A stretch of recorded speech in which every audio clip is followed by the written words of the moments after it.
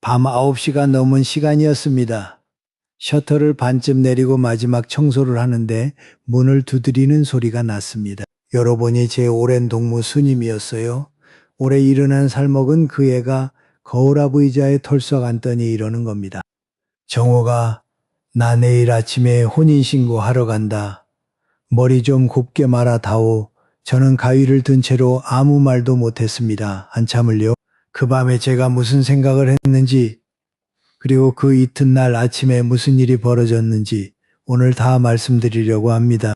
노년의 사랑이라는 얼굴을 하고 다가오는 사람들, 그 사람들이 정말로 노리는 것이 무엇인지 저는 오늘 4가지를 다 꺼내 놓겠습니다.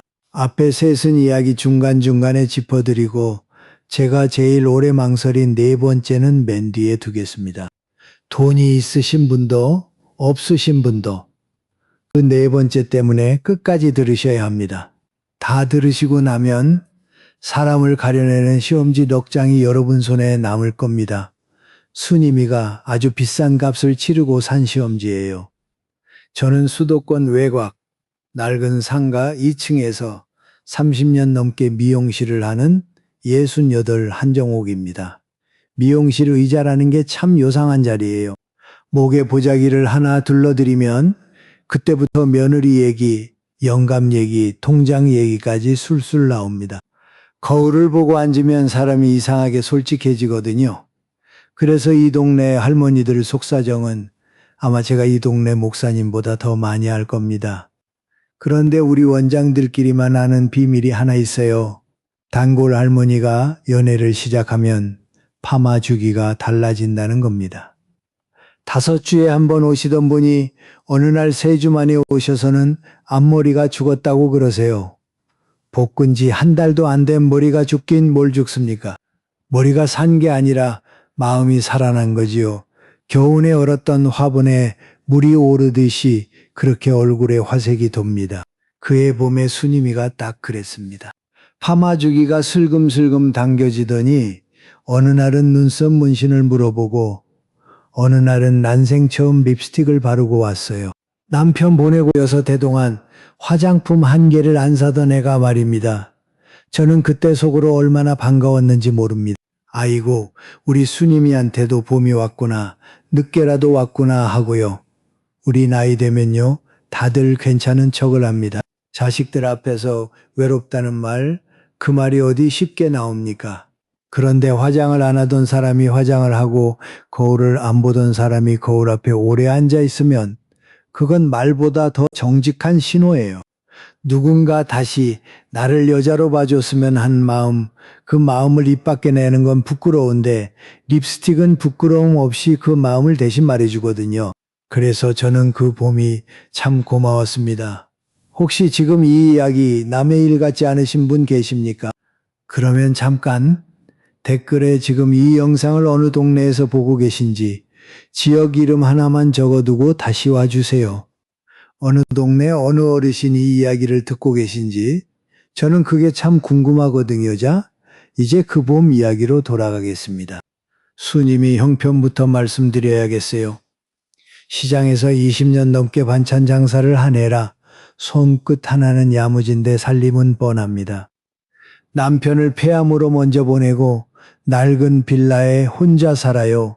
유족연금이 43만 원, 기초연금이 30만 원 남짓. 한 달에 70만 원 조금 넘는 돈으로 사는 살림입니다.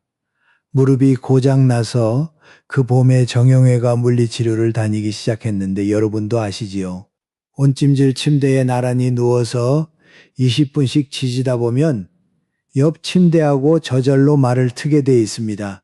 우리 나이엔 병원 대기실이 사랑방이에요. 거기가 요즘 세상 제일 큰 만남의 장소지요. 거기서 만난 남자가 윤태식이라는 이런 셋 먹은 양반이었습니다. 인물이 훤한 것도 아니고 돈 자랑을 하는 것도 아니었답니다. 대신 이런 걸 했어요. 대기 순번을 슬쩍 양보해주고 접수처에서 순임이 이름이 불리면 제일처럼 먼저 돌아봐주고 그 다음 주에 만나면 이렇게 말했답니다. 지난번에 왼쪽 무릎 아프다고 했지요? 계단은 옆으로 내려와요. 그래야 덜 아파요. 지난주에 무슨 무릎이 아팠는지를 기억하고 있는 겁니다. 어느 날은 말없이 쌍화탕 한 병을 침대 머리맡에 놓고 갔답니다. 여러분, 이게 무섭습니다. 꽃다발도 아니고 금반지도 아니고 내 무릎을 기억해 주는 것, 우리 나이엔 그보다 큰 선물이 없다는 걸 그런 사람들은 기가 막히게 알아요. 젊은 사람한테는 꽃을 주지만 우리한테는 기억을 줍니다. 어디가 아픈지, 무슨 요일에 힘든지 그 사소한 걸 기억해 주는 것. 그게 우리 마음의 자물쇠를 여는 열쇠라는 걸 아는 거예요. 한 달쯤 지나니 호칭이 임자가 됐습니다. 국밥을 사주면서 그러더랍니다. 임자는 평생 남밥만 차렸을 거 아니요. 오늘은 그냥 앉아서 받아봐요. 순임이가 그 얘기를 제 의자에 앉아서 하는데 눈가가 벌겋더라고요. 반찬 장사 20년에 남편 밥상 40년을 차렸어도 수고했다는 소리를 그 양반한테 처음 들어봤다는 거예요. 40년 동안요. 저는 그 대목에서 웃었습니다. 잘 됐다 싶었어요. 그때만 해도 저는 그게 무슨 신호인지 몰랐습니다. 참, 제 가게에도 2주에 한 번씩 꼬박꼬박 오는 손님이 하나 있었습니다. 그 양반 얘기는 이따가 하겠습니다. 오늘 이야기의 맨 끝에 그 얘기가 꼭 나와야 하거든요. 지금은 잠깐 접어두겠습니다. 달달한 봄이었습니다. 그런데 지금 돌아보면 그 봄에 이미 첫 단추가 잘못 끼워졌어요. 어느 날 국밥집에서 태식이가 지갑을 뒤적이더니 그러더랍니다. 아이고, 지갑을 차에 두고 왔네. 임자 5만 원만 좀 내일 바로 주리다. 5만 원이 뭐 됩니까? 순이미는 웃으면서 냈지요. 그 5만 원이 어떤 무늬 손잡이였는지는 반년이 지나서야 우리 모두 알게 됩니다. 자, 여기서 첫 번째를 짚어드리겠습니다. 노년의 사랑이라는 얼굴을 하고 다가오는 사람들, 그 사람들이 첫 번째로 노리는 것은 통장입니다. 그런데 통장이라는 게 현금만 통장이 아니에요.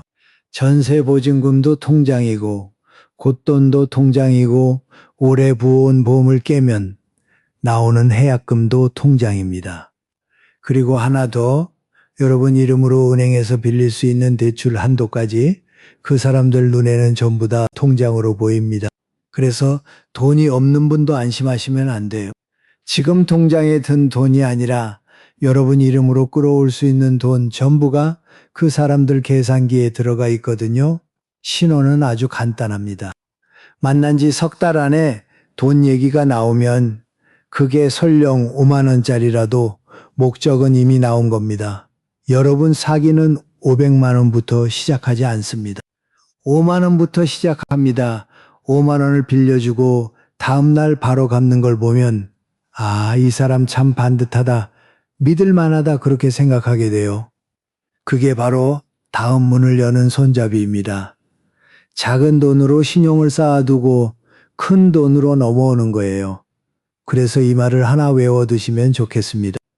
누가 돈 얘기를 꺼내거든 정색하지 마시고 그냥 웃으면서 이렇게 말씀하시는 겁니다.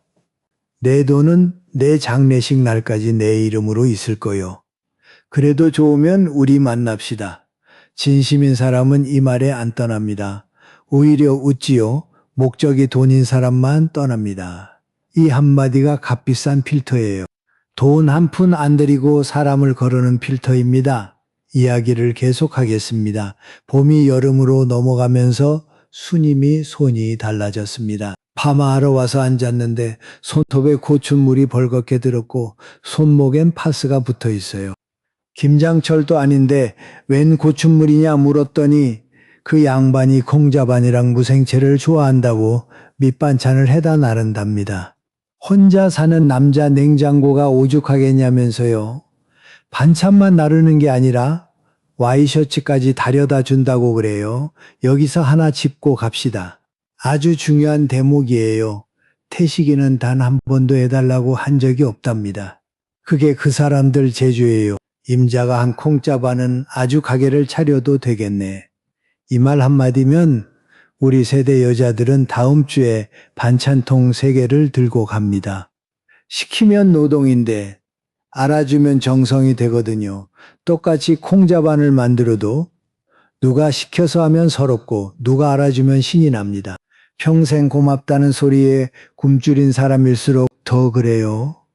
칭찬 한마디에 몸이 저절로 움직입니다. 젊은 사람들 말로 이런 걸 애정공세라고 한답니다. 관계 초반에 사랑을 용단처럼 쏟아붓는 거예요. 칭찬하고 기억해주고 챙겨주고. 그렇게 정신을 못 차리게 만들어 놓고 상대가 완전히 마음을 연 다음에 슬슬 본색을 드러내는 겁니다. 처음이 달수록 뒤가 쓰다는 걸 우리는 그때 몰랐어요. 그래서 두 번째가 나옵니다. 그 사람들이 두 번째로 노리는 것은 몸입니다. 오해하지 마세요. 제가 말하는 몸은 그런 뜻이 아닙니다. 밥해주는 손, 빨래해주는 손, 아플 때 곁을 지켜주는 손. 공짜 가사 도우미에 공짜 간병인을 구하러 오는 거예요. 요즘 세상에 간병인을 하루 부르면 10만 원이 넘습니다. 입주 도우미를 쓰면 한 달에 몇백이 우습게 나가요. 그런데 그 돈을 한 푼도 안 내고 평생 밥하고 빨래해 줄 사람을 얻는 겁니다. 그 사람들한테는 우리 몸이 걸어다니는 돈이에요. 걸어다니면서 밥까지 차려주는 돈이지요. 가려내는 법은 이렇습니다. 어렵지 않아요. 최근 석 달 동안 내가 차린 밥상과 그쪽이 차린 밥상을 손가락으로 꼽아보세요. 열에 9이 내 밥상이면 그건 연애가 아닙니다. 취직이에요. 그것도 월급 없는 취직입니다. 순임이가 그 여름 반년 동안 그 집에 해나른 반찬통이 40개가 넘는답니다. 그런데 빈통은요, 단 한 개도 안 돌아왔어요. 늘 순임이만 건너가고 건너오는 건 없는 외나무 다리. 그 다리를 순임이는 반년을 혼자 오갔습니다. 제가 이 이야기를 왜 이렇게 길게 하는가 하면요. 이 이야기가 남의 이야기가 아니기 때문입니다. 오늘 이 채널에서 이런 이야기 하나로 어느 한 분이라도 그 외나무 다리에서 돌아 나오실 수 있다면 저는 그걸로 됐습니다. 그러니 이 이야기가 마음에 남으시거든 구독과 좋아요 한 번만 눌러두세요. 그러면 제가 또 우리 나이에 꼭 알아야 할 이야기를 들고 오겠습니다. 부탁드리는 게 아니라 같이 지키자는 겁니다. 서로를요. 이야기가 달달하게만 했으면 좋았을 텐데 그렇지가 않았습니다. 돈도 한 계단 올라갔거든요. 어느 날 태식이가 그러더랍니다. 틀니가 부러져서 임시로라도 해 넣어야 하는데 30만 원이 급하다고요? 부산 상가에 보증금이 묶여 있는데 다음 달이면 목돈이 나온다고. 나오면 배로 갚겠다고요. 여러분, 이 대사 꼭 기억해 두세요. 이런 사람들 주머니엔 꼭 어딘가에 묶여 있다는 돈이 한 뭉치씩 있습니다. 부산 상가에 묶였다. 아들이 곧 붙여준다. 땅이 팔리면 나온다. 눈에는 절대 안 보이는 돈이지요. 그리고 그 사람들 아픈 데는요. 꼭 돈 나올 때만 아픕니다. 멀쩡하던 틀니가 하필 그때 삐끗해요. 아픈 데가 곧 지갑을 여는 손잡이인 겁니다. 그러던 6월에 순임이가 그 양반을 제 미용실에 데려왔습니다. 우리 그이 머리 좀 봐 다오 하면서요. 30년 넘게 남의 머리를 만졌지만 그날처럼 가위든 손에 신경을 곤두세운 날이 없습니다. 저는 머리를 만지는 척하면서 그 양반을 아주 찬찬히 뜯어봤어요. 거울로 보니 마른 번드르르한데 구두 뒤축이 다 닳았더라고요. 그런데 모자만 새 것이었습니다. 사람 눈에 잘 띄는 데는 새 것이고 안 보이는 데는 낡은 거예요. 머리를 만져보니 염색도 미용실 솜씨가 아니라 집에서 대충 부어 바른 거였습니다. 부산의 상가를 가졌다는 양반이 셀프 염색이라니요. 앞뒤가 안 맞잖아요. 저는 세상 얘기하듯이 슬슬 물었습니다. 지난 겨울엔 어디 계셨어요? 얼굴이 좀 그으셨네. 했더니 청주에 좀 있었지요? 합니다. 그런데 순임이한테는 겨울에 부산에서 상가 일을 봤다고 했다는 거예요. 겨울 한철을 두고 어떤 사람한테는 청주, 어떤 사람한테는 부산. 저는 또 물었어요. 머리는 어디서 깎으세요? 저 사거리 이발소 단골이요. 하는데 여러분, 그 사거리 이발소는요. 재작년에 문을 닫고 지금 그 자리에 휴대폰 가게가 들어와 있습니다. 제가 매일 지나다니는 길이에요. 제 가위가 그 양반 목덜미에서 잠깐 멈췄습니다. 거울 속에서 눈이 딱 마주쳤는데 그 양반이 저를 보고 씩 웃더라고요. 저는 그 웃음을 지금도 잊지 못합니다. 들켰다는 웃음도 아니고 미안하다는 웃음도 아니었어요. 그냥 어디 한번 해볼 테면 해봐라 하는 웃음이었습니다. 그런데 딱 하나 연기 같지 않은 말도 있긴 했습니다. 자제분들은 어디 사시냐고 물었더니 한참 뜸을 들이더니 연 끊긴 지 오래됐지요 하는데 그 목소리만은 이상하게 진짜 같았어요. 다른 말은 다 매끄러운데 그 말만 목에 걸리듯이 나왔습니다. 그게 무슨 뜻이었는지는 이따가 네 번째에서 말씀드리겠습니다. 지금은 그냥 그 말만 진짜 같았다는 것만 기억해 두세요. 그날 밤 저는 잠을 설쳤습니다. 심증뿐이지 물증이 없잖아요.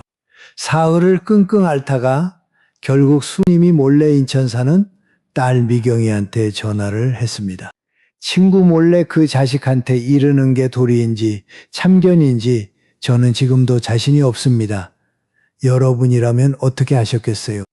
다만 그 전화가 수님이를 벼랑에서 끌어당기기는커녕 벼랑 쪽으로 한 발 더 미는 짓이 될 줄은 그때는 정말 몰랐습니다.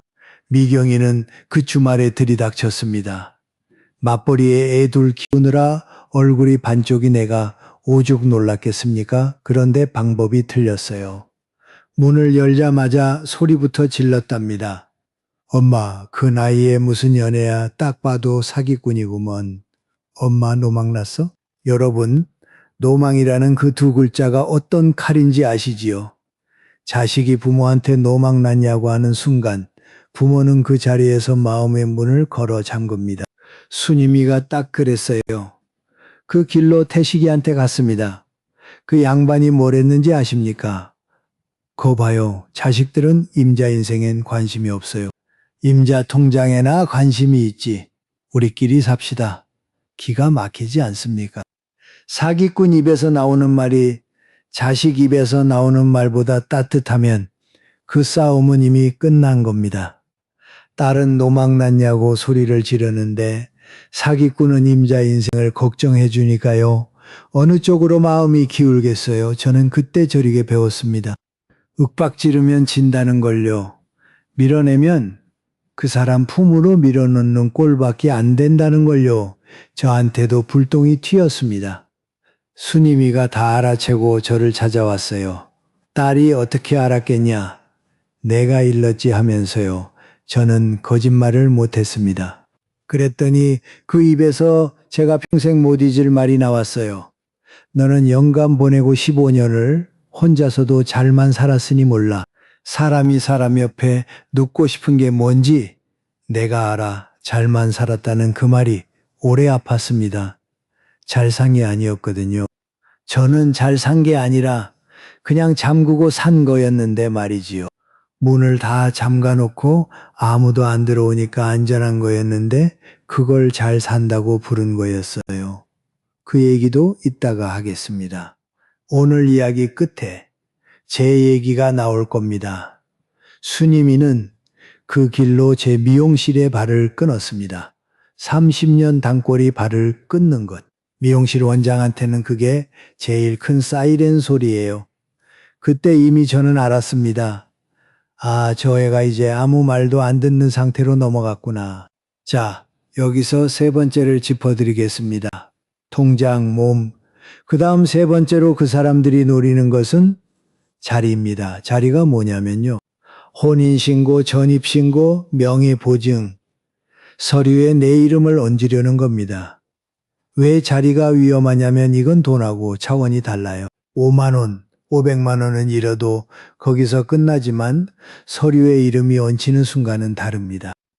혼인신고를 하면 법적으로 부부가 되고 한쪽이 진 빚을 다른 쪽이 떠안을 수도 있어요. 집 명의의 이름이 같이 올라가면 나중에 그 집을 팔 때 내 마음대로 못 팝니다. 보증을 서주면 그 사람이 도망가도 빚은 내가 갚아야 하고요. 돈은 잃고 끝나지만 자리는 잃고 나서도 계속 쫓아옵니다. 신호가 아주 또렷해요. 서류는 서두르면서 자식은 피합니다. 우리 나이의 결혼식은 무슨 조용히 신고만 합시다. 여기까지는 그럴 수 있어요. 그런데 여기에 애들한테는 알리지 맙시다. 가붙으면 그때는 정신을 바짝 차리셔야 합니다. 그 사람이 원하는 건 사람이 아니라 자리예요. 사람이 목적이면 자식한테 인사부터 시키고 싶어 합니다. 자리가 목적이면 자식부터 피하고 싶어 하고요. 순이미는 그 무렵에 곧돈 탄 200만 원을 헐었습니다. 그것도 모자라 장례보험까지 해약해서 300만 원을 만들었어요. 자기 장례비로 붙던 보험을요. 그렇게 500만 원이 태식이 허리 수술비 명목으로 건너갔습니다. 봄에 5만 원으로 열린 문이 반년 만에 500만 원짜리 문이 된 겁니다. 5만 원, 30만 원, 500만 원 이 계단이 얼마나 가파른지 보이시지요? 이제 그 여름밤 이야기를 마저 해야겠습니다. 맨 처음에 말씀드린 혼인신고 전날 밤 이야기요. 밤 9시 넘어 제 문을 두드린 순이미는 한 달 만에 보는 얼굴이었는데 아주 초췌했습니다. 세상 천지에 머리 맡길 데가 없어서 저를 찾아왔겠습니까? 내일 아침이 저도 모르게 무섭고 떨려서 그 밤에 발이 저를 향한 거였겠지요. 30년 단골이라는 게 그런 거예요. 말은 안 해도 제일 불안할 때 몸이 먼저 찾아옵니다. 저는 속에서 천불이 났지만 미경이 이래서 배운 게 있었습니다. 윽박 지르면 진다. 그래서 저는 아무 일 없는 사람처럼 파마약을 개고 머리를 말아 나갔습니다. 그러면서 세상 얘기하듯이 딱 한마디만 얹었어요. 순이마 오지랖 하나만 부리자. 재혼하면 유족연금 43만 원 그거 끊긴다는 거 알아보고 가는 거지. 순이미가 거울 속에서 저를 봤습니다. 그게 무슨 소리냐? 그래서 제가 그랬어요. 국민연금공단에 한번 물어봐라. 사별하고 받던 유족연금은 재혼하면 아예 없어진단다. 잠깐 멈추는 게 아니라 권리 자체가 소멸된대 그러니 알고는 가야지 이건 정말입니다. 여러분도 꼭 알아두세요. 남편이나 아내를 먼저 보내고 유족연금을 받던 분이 재혼을 하면 그 연금은 그날로 없어집니다. 한 해에 이런 경우가 1000명이 넘는데요. 그래서 재혼 사실을 몇 년씩 숨기고 사는 분도 있다고 합니다. 이게 나라 법이에요. 그러니 재혼을 결심하시기 전에 반드시 공단에 먼저 물어보셔야 합니다. 한참 말이 없었습니다. 드라이 바람 소리만 났지요. 43만 원이 큰 돈이라서 그랬겠습니까? 그게 아니에요. 그 43만 원은요, 죽은 영감이 저승에서도 다달이 붙여주는 생활비 같은 거 아닙니까? 마지막으로 남편하고 이어져 있는 끈 같은 거예요. 그런데 순이미가 걸린 건 딴 거였습니다. 그렇게 좋다는 남자가 반년을 만나면서 그 얘기를 단 한 번도 안 꺼냈다는 것. 순이미 형편을 뻔히 알면서 연금이 끊긴다는 그 중요한 얘기를 왜 한 번도 안 했을까? 순이미는 거기에 걸린 겁니다. 이튿날 아침 순이미는 그래도 구청 앞까지 갔답니다. 마음을 다 접은 건 아니었던 거예요. 가는 길에 지나가는 말처럼 물었대요. 나 신고하면 유족연금 끊긴다는데. 그러자 그 양반이 걸음을 딱 멈추더니 1초도 안 돼서 이랬답니다. 아이고, 그럼 신고가 급한 게 아니지. 신고는 천천히 하고 임자 빌라 보증금부터 빼서 우리 살 집을 합칩시다. 내 부산 돈 나오면 거기 얹어서 넓은 데로 가고. 여러분, 석 달을 혼인신고 노래를 부르던 사람이 연금 끊긴다는 말 한마디에 1초 만에 서류를 접었습니다. 그러고는 그 입에서 바로 나온 말이 보증금이에요. 신고가 목적이 아니라 신고를 미끼로 한 다른 게 목적이었다는 게 그 1초에 다 드러난 겁니다. 순이미 말로는 한여름인데 등줄기가 서늘했답니다. 사랑이 식어서 돋은 소름이 아니라 순서가 이상하다는 걸 몸이 먼저 안 거지요. 머리는 속아도 몸은 압니다. 순이미는 그날 신고를 미뤘습니다. 그렇다고 꿈에서 다 깬 것도 아니어서 보증금 빼는 절차는 슬금슬금 알아보기 시작했어요. 그런데 전세보증금이라는 게 말이 쉽지 집주인이 새 세입자를 구해야 나오는 돈이라 2달이고 3달이고 걸립니다. 나중에 순임이가 그러더라고요. 자기를 살린 첫째 은희는 죽은 영감의 43만 원이고 둘째 은희는 그 굽든 보증금이었다고요? 빨리 나왔으면 다 갖다 바쳤을 텐데 안 나와서 살았다는 거예요. 가을로 접어들면서 그 양반 발걸음이 눈에 띄게 뜸해졌습니다. 대신 보증금이 언제 나오느냐는 전화만 잦아졌고요. 그러다 10월에 순임이가 대상포진에 걸렸습니다. 옆구리에 불덩이를 두른 것 같다는 그 몹쓸 병이요. 자식들한테는 알리지도 않았답니다. 바쁜 애들 오라가라 하기 미안해서요. 우리가 다 그렇지 않습니까? 혼자 사는 사람이 아플 때 제일 서러운 게 뭔지 아세요? 현관 비밀번호를 불러줄 사람이 없다는 겁니다. 순임이는 태식이한테 전화했습니다. 몸이 이래서 며칠 못 나간다고요?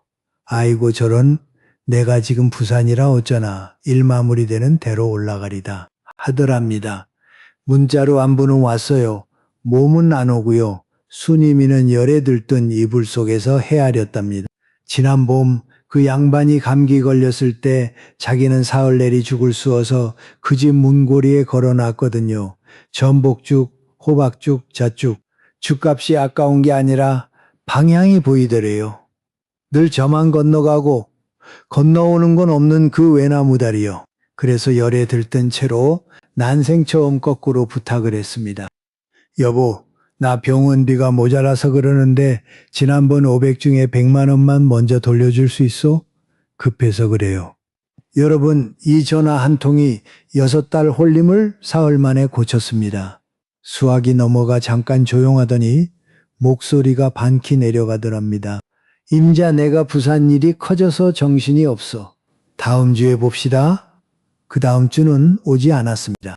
전화가 뜸해지고 문자가 짧아지더니 보름 뒤엔 신호음 대신 이 소리가 나왔답니다.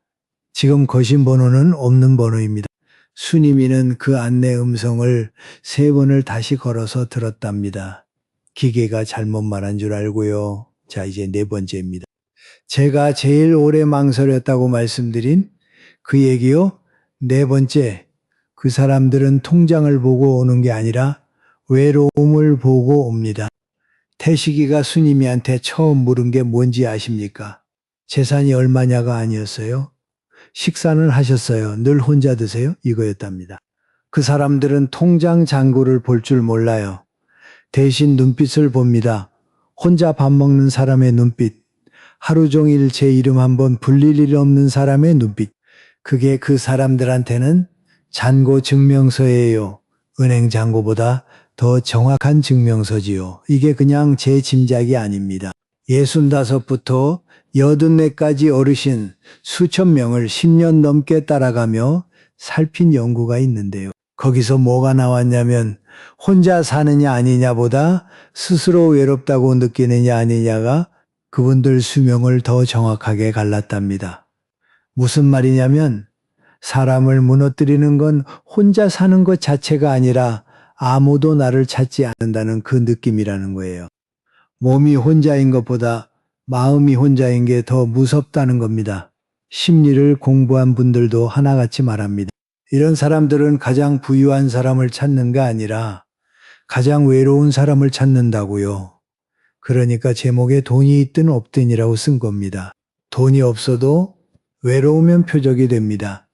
아니, 외로우면 돈이 없어도 돈을 만들어서라도 바치거든요. 갯돈을 헐고 장래보험을 깨고 그래도 모자라면 자식 몰래 대출까지 받습니다.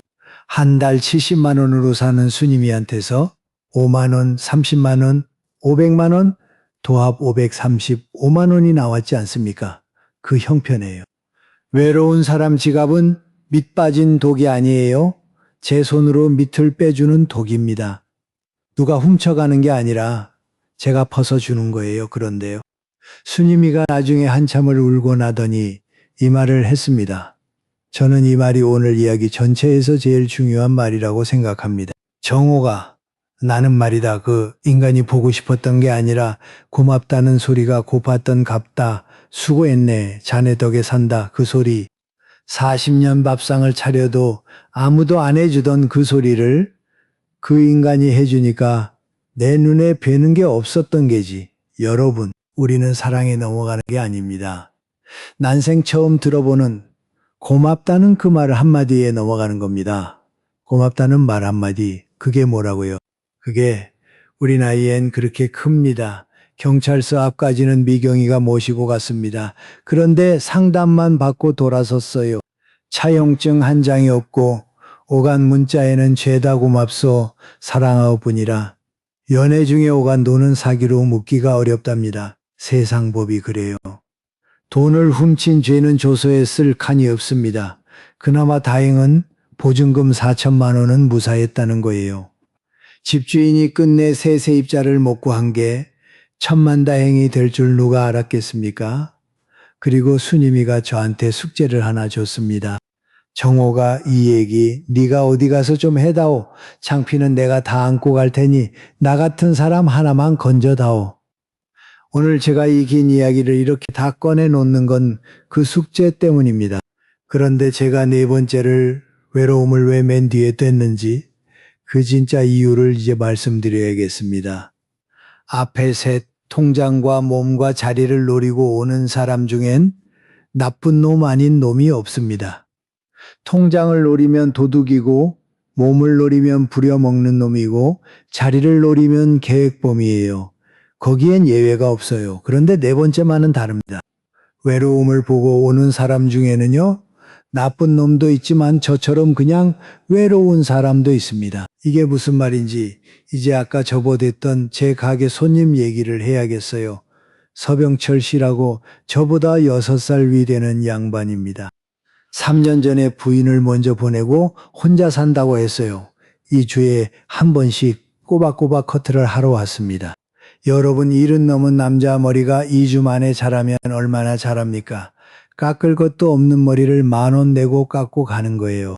겨울이면 계산대에 붕어빵 한 봉지를 슬쩍 놓고 가고 우리 가게 형광등이 깜빡거리면 말도 없이 다음에 올 때 새 등을 사와서 갈아 끼우고 갔습니다. 돈 얘기, 서류 얘기, 술 한잔 하자는 말도 3년 동안 단 한 번을 한 적이 없어요. 그런데 수님이 일이 터지고 나서 제 눈엔 세상 남자가 다 도둑으로 보였습니다. 2주에 한 번 커트하러 오는 것도 붕어빵을 놓고 가는 것도 다 수작으로 보이더라고요. 아, 이 양반도 결국 뭘 노리는 거구나 싶었어요. 어느 날 그 양반이 커트를 마치고 일어서면서 지나가는 말을 했습니다. 다음 주에 강변에서 국화축제를 하던데 원장님은 꼭 구경도 안 다니시오. 그 순한 말에 제가 뭐라고 했는지 아십니까? 저 이제 남자 손님 커트 안 받습니다. 사거리에 남성 전용 이발소가 새로 생겼답니다. 그 양반은 잠깐 저를 보더니 그러시구려 한마디 하고 나갔습니다. 그리고 다시는 오지 않았어요. 붕어빵도 형광등도 2주마다 울리던 그 문종 소리도 같이 끊겼지요. 지난달에 가게 장부를 정리하다가 제 글씨를 봤습니다. 서병철 커트 2주에 한 번 3년을 그렇게 적어온 글씨였습니다. 그 옆에 전화번호가 적혀 있는데요. 저는 그 번호를 한 번도 눌러본 적이 없었습니다. 3년 동안요. 그날 밤에 알았습니다. 저는 남의 연애에 훈수 둘 만큼 눈이 밝았던 게 아니라 제 문을 잠그는 재주만 30년 들었던 겁니다. 수님이한테는 문이 열려서 탈이 났고 저는 문이 잠겨서 탈이 난 거예요. 겉으로는 정반대 같지만 뿌리는 똑같습니다. 둘 다 외로웠던 거예요. 여러분, 사기꾼은 잠긴 문도 따고 들어옵니다. 자물쇠가 3개면 3개를 다 따요. 그게 그 사람들 직업이니까요. 그런데 진심은 다릅니다. 진심은 문을 두드리다가 대답이 없으면 조용히 돌아갑니다. 2번은 안 두드려요. 그러니까 태식이 같은 놈들이 무서워서 자물쇠를 3개씩 채우면 결국 못 들어오는 건 병철 씨 같은 사람뿐입니다. 도둑은 어차피 담을 넘으니까요. 담을 넘는 놈은 못 막고 문 앞에 서 있는 사람만 막는 거예요. 우리 옛말에 이런 말이 있지요. 10길 물쏘고 날아도 한길 사람 속은 모른다. 저는 이 말을 사기 조심하라는 말로만 알았습니다. 그런데 이제 보니 이건 나쁜 사람만 조심하라는 말이 아니에요. 좋은 사람도 못 알아본다는 말이기도 합니다. 물속은 10길이라도 들여다보면 보이는데 사람 속은 한 길도 안 되는데도 안 보여요. 나쁜 놈 속도 안 보이고 좋은 사람 속도 안 보입니다. 그래서 어렵습니다. 먼 나라 옛 어른 중에 세네카라는 분이 있는데 그분이 이런 말을 했답니다. 참된 벗은 천천히 고르되 한번 골랐으면 온 마음으로 사랑하라. 저는 이 말에서 천천히라는 말이 참 좋습니다. 천천히 고르는 것, 그게 문을 잠그는 것과 다른 점이에요. 잠근 사람은 아예 안 고르는 거고 천천히 고르는 사람은 시간을 두고 보는 거니까요. 문을 닫아 걸라는 게 아니라 천천히 열라는 겁니다. 그런데 이 외로움이라는 게 남자라고 비켜가는 게 아니에요. 제가 아는 어느 어르신은 부인 먼저 보내고 혼자 되신 지 몇 해 안 돼서 전화기 너머로 만난 어떤 여자한테 크게 당하셨습니다.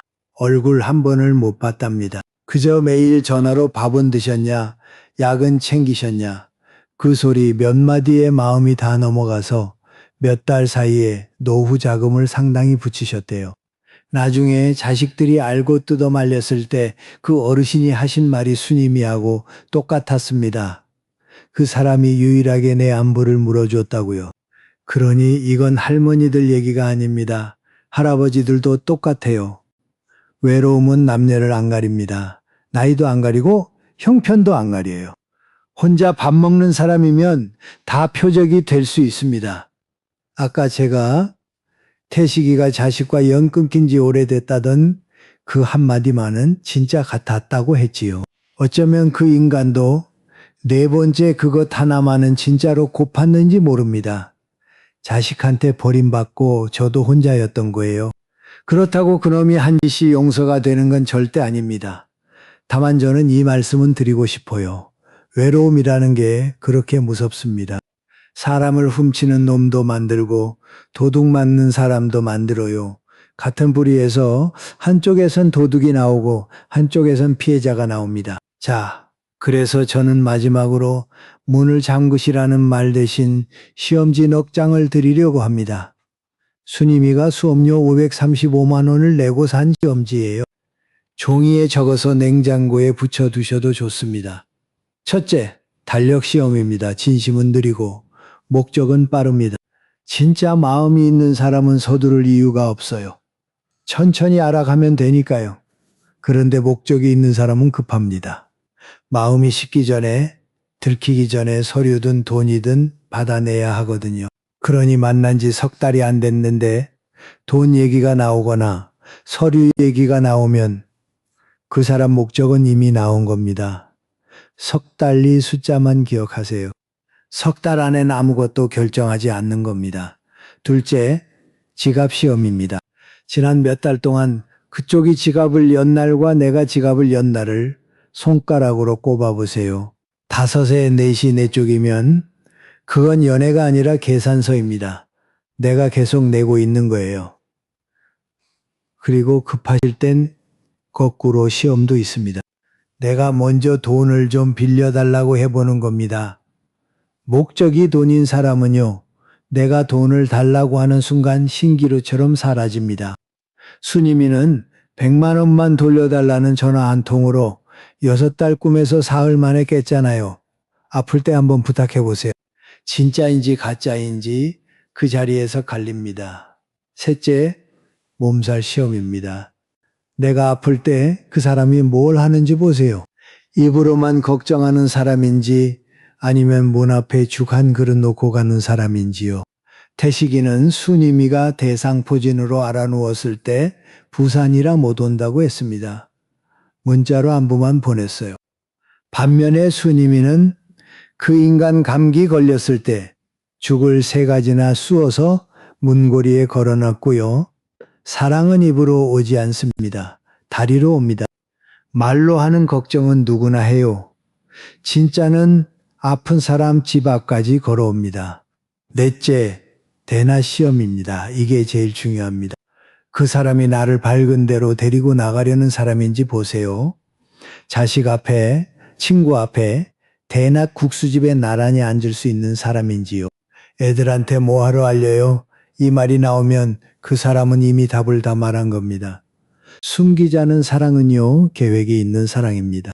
떳떳한 사람은 밝은 데로 나오고 싶어 하고, 계획이 있는 사람은 어두운 데로 숨고 싶어 해요. 그러니 나를 자꾸 어두운 데로, 둘만 있는 데로 데려가려는 사람은 대낮 시험에서 이미 떨어진 겁니다. 이 넉 장이 다예요. 달력, 지갑, 몸살, 대낮, 어렵지 않지요. 외울 것도 없어요. 상대가 급하게 구는지, 내 지갑만 열리는지, 아플 때 오는지, 밝은 데로 나오는지, 이 네 가지만 손가락으로 꼽아 보시면 됩니다. 이제 오늘 이야기를 손 안에 다시 쥐어드리고 마치겠습니다. 노년의 사랑이라는 얼굴을 하고 다가오는 사람들이 노리는 것, 첫째는 통장이었습니다. 현금만이 아니라 보증금도 곶돈도 보험도 내 이름으로 빌릴 수 있는 돈까지 다요.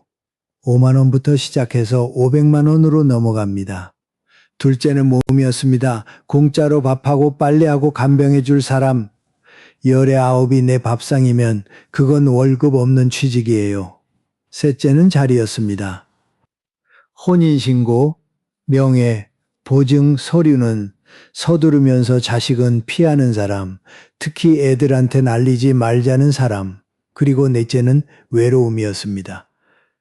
그들은 통장 잔고가 아니라 혼자 밥 먹는 사람의 눈빛을 보고 옵니다. 그런데 오늘 이야기에서 제가 여러분께 정말로 남기고 싶은 건 이 네 가지가 아닙니다. 순임이가 울면서 한 그 말이에요.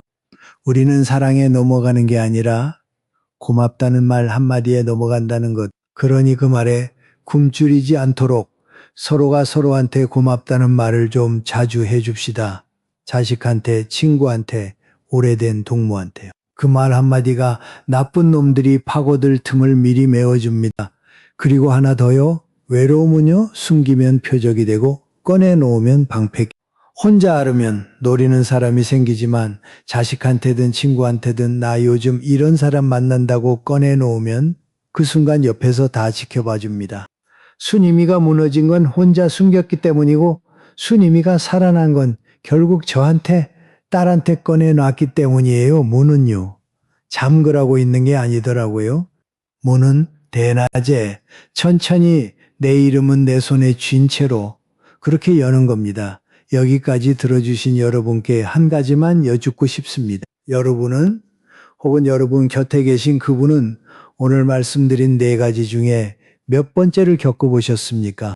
통장이면 1번, 몸이면 2번, 자리면 3번, 외로움이면 4번. 댓글에 그 숫자 하나만 적어주세요. 사연을 길게 안 쓰셔도 됩니다. 숫자 하나면 돼요. 그 숫자 하나가 이 영상을 보고 계신 다른 어르신 한 분을 살립니다. 아, 나만 그런 게 아니구나. 저 사람도 겪었구나. 그 마음이 사람을 살리거든요. 그리고 이 손가락 셈법 혼자 계신 형제분이나 오래된 친구분께도 꼭 알려주세요. 달력, 지갑, 몸살, 대낮 이 넉 장을 아는 사람은 안 당합니다. 순임이가 535만 원을 내고 산 시험지니까 여러분은 공짜로 받아서 아끼는 분께 그냥 나눠주시면 됩니다. 그게 순임이가 저한테 준 숙제를 여러분이 대신 갚아주시는 거예요. 순임이는 요즘 많이 돌아왔습니다. 노망 났냐고 소리 질렀던 미경이는 그 말을 평생 갚겠다더니 요즘 주말마다 반찬통을 들고 온답니다. 이번엔 딸이 채워오는 반찬통이지요. 지난주엔 순임이가 제 의자에 앉아서 이러더라고요. 정호가 나 인생 공부 비싸게 했다. 535만 원짜리다. 근데 등록금 낸 김에 졸업은 해야 안 되겠나? 그리고 거울을 보고 웃는데 봄에 립스틱 바르고 오던 그 웃음보다 10배는 곱더라고요. 속아서 웃던 웃음하고 알고 나서 웃는 웃음은 이렇게 다릅니다. 그리고 저는요, 지난 금요일에 돋보기를 쓰고 1시간이 걸려서 문자 한 통을 썼습니다. 썼다 지웠다 썼다 지웠다 하면서요. 병철 씨, 한정옥입니다. 형광등 갈아주신 값을 여태 못 갚았습니다. 토요일 낮 12시 시장 국수집에서 국수 한 그릇 어떠십니까? 우리 딸도 아는 자리입니다. 대낮에 밝은 데서 자식도 아는 자리, 제가 여러분께 드린 네 번째 시험지를 저부터 지키기로 한 겁니다. 문을 30년 잠그고 살았으니 이제 대낮에 한 번쯤은 열어봐도 되지 않겠습니까? 오늘 이 이야기가 남의 일 같지 않으셨다면 요즘 부쩍 다정해진 그분과의 지난 몇 달을 손가락으로 한번 꼽아보세요. 그쪽이 지갑을 연 날과 내가 연 날, 그쪽이 차린 밥상과 내가 차린 밥상. 5에 4시 내 쪽으로 기울었으면 내일부터 속도를 늦추시고요. 자식이든 친구든 한 사람한테는 오늘 안에 그분 얘기를 꺼내 놓으세요. 숨기면 표적이 되고 꺼내 놓으면 방패가 됩니다. 여러분은 평생 남의 밥상을 차려온 분들입니다. 이제는 누가 여러분한테 고맙다는 말을 해줄 차례예요. 그 말을 아무한테나 헐값에 팔지 마시고 진짜 그 값을 아는 사람한테만 내주세요. 여러분은 그럴 자격이 충분한 분들입니다. 문은 잠그지 마세요. 다만 대낮에 천천히 내 이름은 내 손에 꼭 쥔 채로 그렇게 여시기 바랍니다. 저는 다음에 또 우리 나이에 꼭 알아야 할 이야기를 들고 오겠습니다. 그때까지 부디 곱게 그리고 단단하게 지내십시오.